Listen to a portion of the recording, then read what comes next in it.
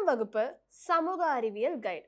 பாடத்தினை புரிந்து கொள்ள உரையாடல் வடிவில் ஸ்டடி மெட்டீரியல், விடைகளை ஞாபகம் வைத்துக் கொள்ள மெமரி டிப்ஸ் உடன் கூடிய பிராக்டிஸ் மேனுவல். தேர்வுக்கு இதிலிருந்து தான் கேள்விகள் வரும். 10ஆம் வகுப்பு படிக்கும் உங்கள் பிள்ளைகளுக்கு வாங்கி கொடுங்கள் புரந்தூர் புக்ஸ் அண்ட் கைட்ஸ்.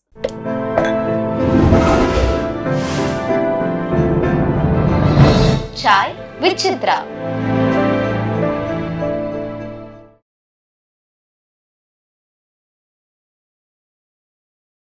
இப்போ உங்களுடைய குரலில் ஒரு மாற்றம் இருக்கிறது நீங்களே உணர்ந்தீங்களா?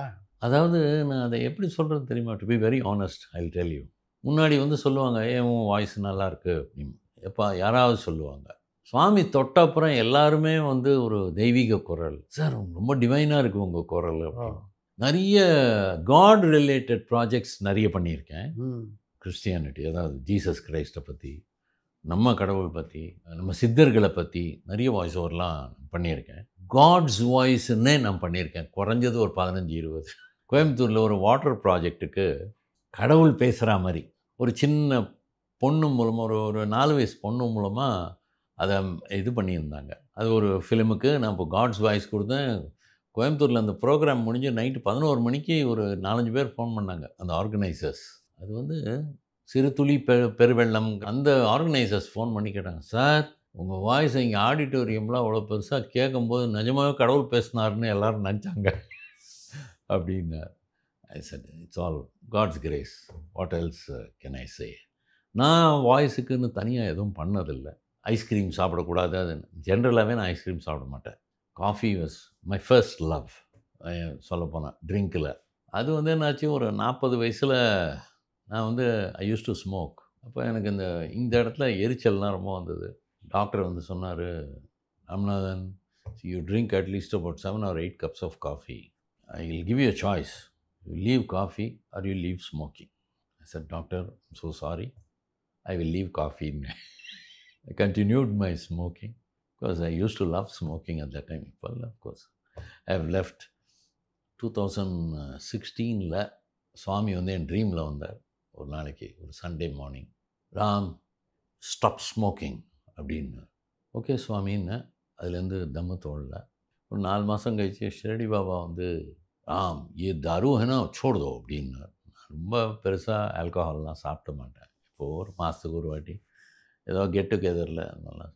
ஸோ அவர்கிட்ட ரிக்வெஸ்ட் பண்ணேன், பாபா ஏ பியர் और वाइन அப்படின்னு, उसमें भी दारू है छोड़ दो அப்படின்னு. ठीक है बाबा அப்படின்னு. அன்னிலேருந்து I don't indulge myself because I feel that when God comes and tells you whatever we do not know, at least அவங்க சொல்கிறத கேட்டாலாவது நம்ம வாழ்க்கை பெட்டராக இருக்கும். உங்களுடைய பொருளாதார ரீதியான பிரச்சனைகள்லாம் அதுக்கப்புறம் தீர்ந்துருச்சா? இப்போ ஒரு 20 வருஷத்தில் இப்போ my debts R about close to 8 to 10 lakhs only compared to 5 crores. இதுக்கு இடையில் ஒரு பர்டிகுலர் என்னோடய பிஸ்னஸில் அவ்வளோ பெரிய பிரச்சனை பேங்க்கில் அவ்வளோ கடன், என்ன பண்ணுறதுன்னே தெரியாமல் இருக்கும்போது திடீர்னு பையன் மூலமாக சுவாமி சொன்னார், இந்த மாதிரி உங்கள் அப்பான்ட்ட சொல்லு, பேங்க்லேருந்து ஃபோன் வந்தால் 5 lakhs தான் கட்ட முடியும்னு சொல்லு. Their demand was something like 2 crores. சொன்னேன், எப்படி Kumar, I don't know how to go and tell this also. அப்போ சுவாமி சொல்கிறார், அவ்வளோதான் சொல்லிவிடு, நம்பிக்கை தான், யூ ஹாவ் டு பிலீவ். கோவிலுக்கு போ, பிள்ளையார் கோவிலுக்கு போ, ஒரு சூர தேங்காய் போடு, கிளம்பி போ, பார்த்துப்பார் அப்படின்னு. மீட்டிங்கில் போய் உட்காந்தேன். ஒரு 7 பேர் இருந்தா. என்ன ராமநாதன், சொல்லுங்கள் ராமநாதன், என்ன வாட் இஸ் யுவர் பிளான்ஸ் அப்படின்னு. நான் சொன்னது இது தான் சார். 45 வயசில் ஒரு நேஷ்னலைஸ் பேங்க்கில் ஒரு கமிட்டிக்கு முன்னாடி, I am a devotee of பகவான் ஸ்ரீ சத்யசாய் பாபா அண்ட் ஷிரடி சாய் பாபா. அவர் சொன்னார், 5 லட்சம் தான் கட்ட முடியும்னு பேங்க்கில் சொல்லுன்னார். ஸோ 5 lakhs தான் கட்ட முடியும். அந்த பணம் கூட இப்போ என்கிட்ட இல்லை, ஒரு 3 மாதம் டைம் வேணும் அப்படின்னு. அப்படி பேசுனாங்க சார் ஒரு 2 ஆஃபீஸர்ஸ். என்ன சார் நீங்கள் உங்களுக்கு ஒரு 45 வயசு ஆகுது, என்னமோ பாபா சொன்னார் அது சொன்னார்னு சொல்லி. இதுதான் என்னை சொல்லியிருக்கார். எனக்கு பூர்ண நம்பிக்கை இருக்குது பாபா மேலே, பிள்ளையார் மேலே, குலதெய்வம் முருகன் மேலே. அதனால் நான் இதுதான் சார் சொல்ல முடியும் அப்படின்னு. அப்போ அதையும் பாபா சொல்லி அனுப்பிச்சிருந்தார். இந்த கமிட்டியில் என் ஆள் ஒருத்தன் இருக்கான், ஹில் டேக் கேர். உடனே ஒரு ஆள் ரொம்ப சாஃப்ட், ராமநாதன் சார், நீங்கள் இப்போ சொன்னீங்கல்ல, அது ஒரு பேப்பரில் எழுதி கொடுங்க. ஓகே எழுதி தரேன்னு. பக்கத்தில் இருக்காங்க, சார் என்ன சார் அதில் எழுதி கொடுங்க சார் அப்படின்னு. சரின்னு எழுதி கொடுத்தேன். ஒரு 4 months கழித்து சீனியர் மேனேஜர் ஃபோன் பண்ணார். அன்றைக்கி அவர் ரொம்ப சிரிச்சார். முதல்ல மாதிரி சார் எதுக்கும் ஒரு லிமிட் இருக்குது, 1.5 கோடி 2 கோடி சும்மா 5 லட்சம் கட்டுறேன்றீங்க, விளையாடுறீங்களா? நான் விளையாடவே இல்லை. என்கிட்ட ஏதாவது காசு இருந்தாலும் நீங்கள் வீட்டிலேயே வந்து பார்த்துக்கோங்க, எனக்கு சொந்தமாக எதுவுமே கிடையாது. என் பார்ட்னர் ஒருத்தர் ராம்மூர்த்தின்னு, very close friend of mine, ஒரு 2 சில்ட்ரன் இருந்தது. அவனோட வீடை வந்து இந்த பிஸ்னஸில் அடகு வச்சுருந்தது. நான் ஒரு 4 கிரவுண்டு எங்கேயோ காஞ்சிபுரம் பக்கத்தில் எங்கேயோ வாங்கி வச்சுருந்தேன், அதையும் கொடுத்துருந்தேன். அவள்கிட்ட ரிக்வெஸ்ட் பண்ணது என்னன்னா, எனக்கு என் பார்ட்னரோட டாக்குமெண்ட்டை மட்டும் ரிலீஸ் பண்ணிடுங்க. ஏன்னா அவர் இறந்துட்டார், ஒய்ஃபு தற்கொலை பண்ணிட்டா, அதனால் பசங்க தனியாக இருக்காங்க, அவங்க அண்ணனோட, என் பார்ட்னரோட அண்ணனோட கடமை. என்னோட பற்றி எனக்கு பிரச்சனையே இல்லை, இந்த ஆத்தென்டிசிட்டியும் நீங்களே பார்த்துக்குங்க அப்படின்ட்டு. அப்புறம் 4 மாதம் கழிச்சு ஃபோன் பண்ணார், என்னை கூப்பிட்டார். முதல்ல உள்ளே நுழைஞ்ச உடனே, சார் முதல்ல என்னை மன்னிச்சிருங்க, உங்களை அன்றைக்கி அவ்வளோ துச்சமாக பேசினேன். அதெல்லாம் பரவாயில்ல சார், என்ன சார் ஆச்சு அப்படின்னு. அப்போ அதை ஒரு கதை மாதிரி சொன்னார். இது வந்து உங்களது ஓகே ஆகி வந்தது, என்னன்னே புரியல எனக்கு. எப்படியா எவ்வளோ ஃபைல்ஸு கொடுத்துருக்கோம், 60 லட்சம் ரூபாயை வந்து ஒரு 30 லட்சம் ரூபா கட்டுறேன்னா கூட அதெல்லாம், அந்த ஃபைல்ஸ் எல்லாம் கூட வரல, உங்கள் ஃபைல் மட்டும் வந்திருக்கு, ப்ளஸ் இன்னொரு 3-4 ஃபைல் அதெல்லாம் ரொம்ப சின்ன இது வந்திருக்கு அப்படின்னு சொன்னார். நான் உடனே என்னோடய கொலீக் இருக்கான் தான், அவனுக்கு ஃபோன் பண்ணேன், ரீஜனல் ஆஃபீஸுக்கு ஃபோன் பண்ணேன். டேய் எப்பட்றா இதே எப்பட்றா 5 lakhs எப்படி ஆச்சு? அது தெரியாதுப்பா, ஜோனல் மேனேஜர் ஆஃபீஸ்லேருந்து வந்தது, ஃபார்வேர்டு பண்ண சொல்லி வந்தது. ஜோனல் ஆஃபீஸுக்கு ஃபோன் பண்ணி கேட்டேன். We don't know sir, it has come from legal department அப்படின்ட்டாங்க. லீகல் டிபார்ட்மெண்ட்டில் ஃபோன் பண்ணேன். சார் இது இடியோட ஆஃபீஸ்லேருந்து வந்தது இந்த ஃபைலு, எங்களுக்கு ஒன்றும் தெரியாது, ஃபார்வேர்ட் பண்ண சொன்னாங்க, பண்ணோம், அவ்வளோதான். ஏன்னா என்னோடய யூனிட் வந்து நான் பர்ஃபார்மிங் அசெட்டாக ஆகிடுச்சு, என்பிஏவாக ஆகிடுது. சரின்னு இடி ஆஃபீஸுக்கு ஃபோன் பண்ணேன். ஃபோன் பண்ணால், தெரியாது சார், சேர்மன் ஆஃபீஸ்லேருந்து வந்தது. என்னையா இது யார் கேட்டாலும் இப்படி சொல்கிறீங்க அப்படின்னு சொல்லி சேர்மனோட பிஏக்கு ஃபோன் பண்ணேன். இது மாதிரி, ஏன்பா எப்படிப்பா 5 லட்சம் ரூபாய்க்கு எப்படிப்பா ஓகே ஆச்சு அப்படின்னு கேட்டேன். தெரியல, திடீர்னு ஒரு நாளைக்கு சேர்மன் கூப்பிட்டாங்க, அவங்களே கைப்பட எழுதி கொடுத்தாங்க, இங்கேருந்து அனுப்பிச்ச லெட்டரை அவங்களே கைப்பட எழுதி கொடுத்தாங்க. அப்போ நான் கேட்டேன், ஏம்மா அவங்க டேபிளில் ஏதாவது இருக்கா? சத்ய சாய்பாபா ஃபோட்டோவும் ஷிரடி சாய்பாபா ஃபோட்டோவும் அவங்க கையில் எழுதி அந்த ஃபோட்டோவில் காலில் வச்சு தான் எனக்கு கொடுத்தாங்க, டைப் அடிச்சுன்னுவான்னு சொல்லி.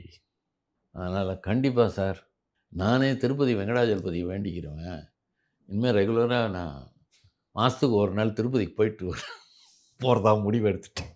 அதுக்கு வந்து ஊக்கம் கூட அளித்தது நீங்கள் ராமநாதன் தான் அப்படின்னு நான் சொன்னேன். சார் நான் வந்து என்னோட நம்பிக்கை அவ்வளோதான். So at that time I told my manager also, faith is something that is born with us, we feel that we will be alive the next moment, நம்ம அடுத்த க்ஷணம் உயிரோடு இருப்போம் அப்படிங்கிற ஒரு நம்பிக்கை வந்து நம்ம எல்லாருக்குள்ளேயும் இருக்குது. அதனால் நம்பிக்கை இல்லாத கடவுள் இல்லை, கடவுள் இல்லை, என்ன வேணாலும் சொல்லிட்டு போட்டோம், பட் ஒரு பேசிக் நம்பிக்கை நம்ம எல்லாருக்குள்ளேயும் இருக்குது. அதுக்கு நம்ம கொஞ்சம் அது சொல்கிறபடி கொஞ்சம் கேட்டான்னா லைஃப் வில் பிகம் ஈஸியர் அப்படின்னு என்னோட அபிப்பிராயம். சிவாஜியோடும் சிவாஜியுடைய குடும்பத்தினரோடும் உங்களுக்கு நெருக்கமான பழக்கம் உண்டு. என்னோடய ஃப்ரெண்ட் ஒருத்தர் எஸ்பி ரவிக்குமார்னு சொல்லி, அவள் அப்பா வந்து அப்போது he was the director of vigilance and anti corruption. அவர் வீட்டில் போய் நாங்கள் விளையாடுவோம். அவள் வந்து ஒரு distantly related to Sivaji's family. ரெண்டாவது பிரபு ராம்குமார்லாம் ஃப்ரெண்ட்ஸு. அப்படி பிரபு ராம்குமார்கிட்ட I got introduce along with another 2 or 3 friends. அப்போது எப்போது அவள் வீட்டுக்கு போவோம். அஃப்கோர்ஸ் அவள் வீட்டில் சாப்பாடு கேட்கவே வேணாம் சார், யார் போனாலும் சாப்பாடு. அதாவது அந்த மாதிரி ஒரு தாராள மனசை நான் பார்த்ததில்லை, சத்தியமாக சொல்கிறேன். எத்தனை பேர் வந்தாலும் அவங்க வீட்டில் சாப்பிடுவாங்க, சாப்பாடு அதுவும் அன்பாக போடுவாங்க. அதுவும் சிவாஜி சார் வந்து அவங்க எல்லாரையும் என்ன பேப்பர் ராமுன்னு தான் என்னை கூப்பிடுவாங்க. ராம்குமார் வந்து சிவாஜி ராமு, நான் வந்து பேப்பர் ராமு, இன்னொருத்தர் மீட்டர் ராமுன்னு சொல்லி பெங்களூர்லேருந்து. ஸோ அப்பப்போ அவங்க வீட்டுக்கு போவோம், சாரியும் சிவாஜி சாரியும் பார்ப்போம். அவர் பேப்பரு எப்படி இருக்கு அப்படின்னு கேட்டாலே போகிறோம், ஒரு மாதிரி உடம்பெல்லாம் நடுங்கும். அந்த மாதிரி வெரி க்ளோஸ் அசோசியேஷன். அவங்க வீட்டில் ஃபங்க்ஷன்லாம் எதுவாக இருந்தாலும் எங்களையும் கூப்பிடுவாங்க. எங்களுக்கு அதில் ஒரு பெரிய பெருமை. பகல் போய் சிவாஜி சார் அவங்களோடலாம் உட்காந்துட்டு இருக்கும்போது நாங்களும் பின்னாடி எல்லாம் நின்று உட்காருறது, ஃபோட்டோ எடுக்கிறது. Incomparable legend is what I will say about Sivaji sir. I cannot bring myself to compare any actor or any person with Sivaji Ganesan sir. I think it came from a different planet, I hope. Because அந்த அவ்வளோ பெரிய ஆள், அவ்வளோ ஒரு simplicity, it's something very rare to find. In fact அவங்க வீட்டில் ஒரு வாட்டி நான் புக்கிலேயே படிச்சிருக்கேன். அவர் வந்து ஒரு வாட்டி புட்டபர்த்திக்கு போனாராம். போகும்போது சுவாமி வந்து இன்டர்வியூ ரூமுக்கு கூப்பிட்டாராம். கூப்பிட்டப்போ ஃபேமிலிலாம் போகும்போது சிவாஜி சார் சொன்னாராம், நீ மட்டும் அங்கேருந்து நடந்து வாழ்ந்தாராம். ஒரு ஆல்மோஸ்ட் 2-3 மினிட்ஸ் இப்படி நடந்து வர சொன்னாராம். புரியவே இல்லையா, என்னடா இது அப்படின்னு சொல்லிட்டு நடந்து வந்தப்புறம் அவர் வந்து சுவாமிகிட்ட சொன்னாராம், உன் நடை என்ன நடை தெரியுமா, ராஜ நடை, அதை பார்க்கணுன்னு ஆசைப்பட்டேன். அதனால தான் அவரோட 40th வெட்டிங் ஆனிவர்சரி ஏதோ கொண்டாடினாங்க. நாங்கள்லாம் வந்து உட்காந்து தனியாக கொஞ்சம் தள்ளி உட்காந்து நாங்கள்லாம் தனியாக வச்சுருந்தோம். சிவாஜி சார் வந்தார். டேய் அந்த பேப்பரு இங்கே வா அப்படின்னு கூப்பிட்டாரு. என் மேலே கையை போட்டு என்னை அவரோட இடத்துல கூட்டிகிட்டு போய் அந்த டயத்தில் ஒரு 3 பெரிய ஹீரோயின்ஸை என்கிட்ட இன்ட்ரடியூஸ் பண்ணி விட்டார். அப்போ வந்து ஸ்ரீதேவி, இவன் பேப்பர் ராமு, நம்ம ராமுகெல்லாம் ரொம்ப ஃப்ரெண்டு, நல்லா இருக்கான்ல பார்க்கறதுக்கு. ஸ்ரீதேவி ஒன்று எப்படி பண்ணி கை கொடுத்தாங்க. அதுக்கப்புறம் இந்த உங்கள் பாரதி ராஜா இன்ட்ரடியூஸ் பண்ண அந்த விஜயசாந்தி அவங்க இருந்தாங்க. அவங்களையும் இன்ட்ரடியூஸ் பண்ணி சொன்னார், அவங்களும் கை கொடுத்தாங்க. அப்புறம் நம்ம தமிழில் லக்ஷ்மி, பழைய காலத்து ஆக்ட்ரஸ், அவங்க இருந்தாங்க, அவங்களும் கை கொடுத்தாங்க. நான் நினச்சேன், அப்பா என்னப்பா நான் சாதாரண ஆள், நடிக்க கூப்பிட்டுருக்கேன் வரமாட்டேன்றான் அப்படின்னு. உங்களை நடிக்க சொன்னார் அவர்? ஆமாம், 22 வயசில் சொன்னார், இந்த மாதிரி நீ நடிக்க வேட எனக்கு தெரியும் அப்படின்னாரு. இல்லைப்பா எங்கள் வீட்டில் எல்லாம் நாங்கள் ஏதோ பிஸ்னஸில் இருக்கோம், அந்த மாதிரி ஒரு இது கிடையாது, அதெல்லாம் ஒன்றும் இல்லைடா நான் பேசுகிறேன் அப்படின்னாரு. பட் சான்ஸு நான் மிஸ் பண்ணிட்டேன். எனக்கு ஒரு 45 வயசில் சுவாமி சொல்லி நான் நடிக்க ஆரம்பித்தது. ஒரு ஃபஸ்ட்டு OG 3 வெஜ் டேப்லெட்னு ஒரு ஆடில் நடித்தேன். இந்த ஆடில் நடித்து வெள்ளிக்கிழமை அன்றைக்கி 10:45 நைட் இருக்கும். ராம்குமார் ஃபோன் பண்ணான். அப்பா கேட்க சொன்னார், நாளைக்கு காலையில் வீட்டுக்கு வரியா அப்படின்னு, சாப்பிட்றதுக்கு, டிஃபன் சாப்பிட்றதுக்கு. உடனே சரின்ட்டேன். அப்போ அப்பா பார்த்து ரொம்ப நாள் ஆறு, சிவாஜி அப்பாவை பார்த்து. வீட்டுக்கு போனவுடனே பூஜை ரூமுக்கு கூட்டிகிட்டு போய் அந்த பிள்ளையாரை நமஸ்காரம் பண்ண சொன்னார். அப்புறம் அப்பாட்ட கேட்டேன், அப்பா உங்கள்கிட்டையும் அம்மாட்டையும் ஆசீர்வாதம் வாங்கணும். நமஸ்காரம் பண்ணி ஆசீர்வாதம் வாங்கினேன். அப்போது ரொம்ப முக்கியமான சமாச்சாரம் சார். நாங்கள் வந்து அபிவாதைன்னு ஒன்று சொல்லுவோம். அதாவது அபிவாதையே ஆங்கிரச பார் எந்த ரிஷி மூலமாக வந்திருக்கோம் அப்படின்னு சொல்லிட்டு.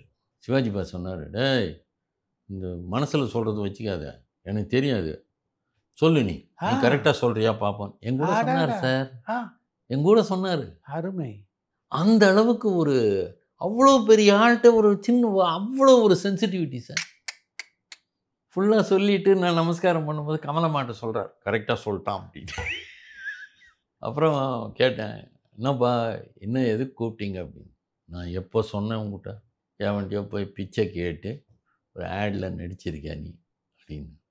அதில்ப்பா பகவான் ஸ்ரீ சத்யசாய் பாபா சொன்னார், அதுலேருந்து ஏதோ ஒரு ஃபஸ்ட்டு இதான் வந்தது அப்படின்னு. அவனை கூப்பிட்டதே பிரமாதமாக பண்ணியிருக்க, ரொம்ப நல்லா நடிச்சிருக்க அப்படின்னார். என்னை பொறுத்த வரைக்கும் அன்றைக்கே எனக்கு ஆஸ்கர் கிடச்சிருச்சுன்னு நான் நினச்சேன். என்ன பாராட்டு. அவர் வந்து சொன்னார், இந்த ஆடில் ஒரு பெரிய ஒரு நுணுக்கம் என்னென்னா, you only have about 20 seconds 25 seconds. அதில் உன் ஃபேஸு வரதே ஒரு 4 செகண்டோ 5 செகண்டோக்குள்ளே தான். அதுக்குள்ளே நீ அதை கன்வே பண்ணி ஆகணும். அந்த கன்வே பண்ண அது அவ்வளோ பிரமாதமாக பண்ணடா நீ, ரொம்ப நல்லது, வெரி குட், டோன்ட் வரி அப்படின்னாரு. ரெண்டாவது, the day he was in the hospital, I had gone and seen him along with my son. அப்போது என் சன்னு கேட்டான், சாமி கேட்குறாரு, இருக்கணுமா போகணுமான்னு கேட்குறாரு. போகணும்ப்பா அப்படின்னாரு.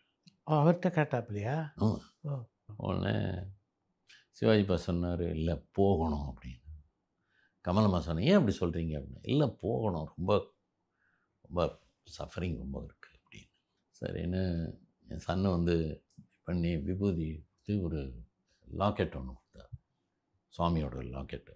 பிகாஸ் சத்ய சாய்பாபா, ஷிரடி சாய்பாபா கட்டிட்டு கமலம்மாட்ட சொன்னார், இதை எடுக்கக்கூடாது, மயானத்துக்கு போனப்புறம் இதை எடுக்கக்கூடாது, இது அவரோட போகணும், then he will attain liberation அப்படிங்கிற மாதிரி.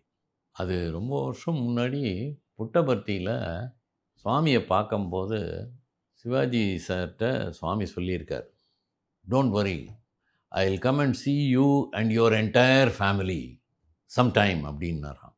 அது என் சன் ஒரு சொன்னார், I know all your relatives are here in 2 or 3 rooms. I had told you, so I have come. I've given you vibhuti also. Don't worry. இப்போ சிவாஜி பா சொன்னார், இந்த மாதிரி அவரோட போய் கொஞ்சம் அவங்கள பார்த்துட்டு போப்பா அப்படின்னாரு. சரின்னு ரூமுக்கு போய் எல்லோரும் வெயிட் பண்ணியிருந்தாங்க சன்னை பார்க்குறதுக்கு. ஸோ சுவாமி விபூதி மெட்டீரியலைஸ் பண்ணாருங்க, பண்ணி கொடுத்தார். They're all very happy. And he said in about 2-3 hours I will take him away.